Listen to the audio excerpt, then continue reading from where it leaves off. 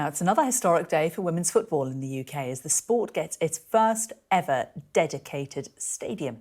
Let's take you there now and talk to Lioness Chloe Kelly, who's helped unveil it. Chloe, a thrill to talk to you today. Thanks a lot for joining us on Sky News Breakfast. So how much does it mean to you that this stadium has finally been unveiled and classified as the first female football stadium in the UK?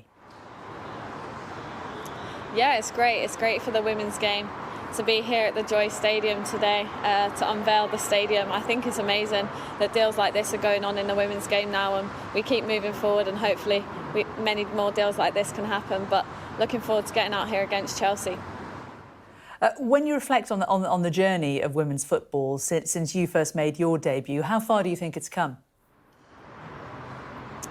Yeah, it's grown massively, and I think results like the World Cup, getting to the final, and the Euro win, I think these are really important moments for the women's game to push the game forward. But I think to play exciting football here at the Joy Stadium and make people want to come out here and watch us, I think it's really important for us that we hold that on our shoulders of getting people out to watch us.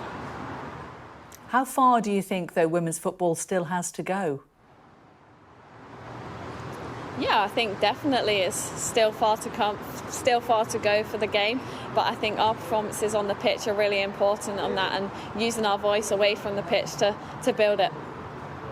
How have things changed since you started off, you know, when you were sort of first kicking a ball around in your local park, to now? I mean, did you think then that you would have ever have seen people like yourselves being as high profile as you are, getting the kind of recognition and respect that you are?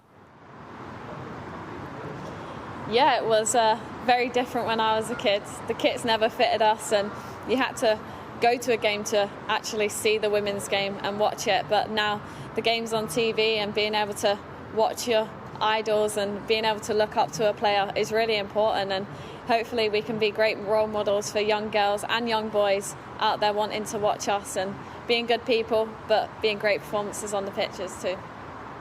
Now, the speed of your winning penalty against Nigeria in the World Cup, in the penalties, it was measured at 111 kilometres an hour, which is faster, of course, than any goal scored in the Premier League last season. Will this female football stadium have especially strengthened goal nets, do you think? Yeah, I'm not too sure that happens. But no, I think the penalty process is just something that I've done for a while now, and yeah, I just hit it with some pace, and yeah, luckily it hit the back of the net. But with some pace, I tell you that.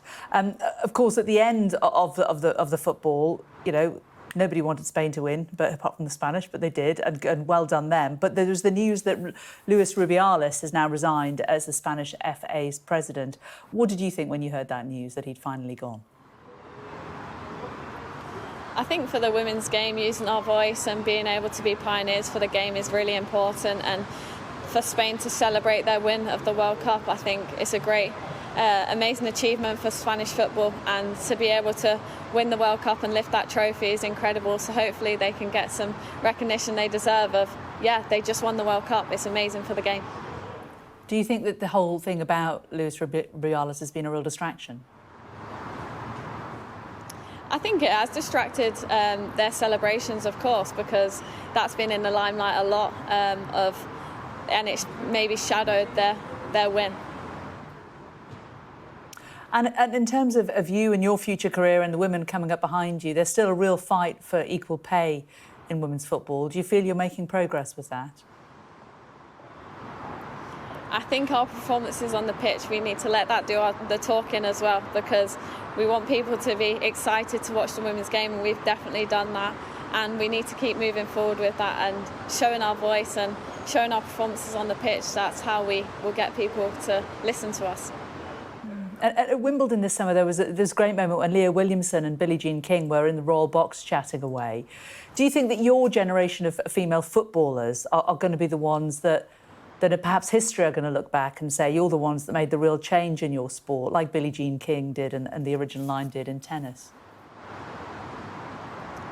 I think the players that came before us definitely paved the way for us, and we need to pave the way for the next generations coming. I think the likes of Jill Scott, Rachel Yankee, Kelly Smith, they've made the game what it is today, and we need to leave the shirt in a better place for those that come after us. Well, you certainly have so far, Chloe. Chloe Kelly, Lioness there, talking to us at the launch of the first women's football stadium. Thanks so much for joining us. Really appreciate it. Thank you very much.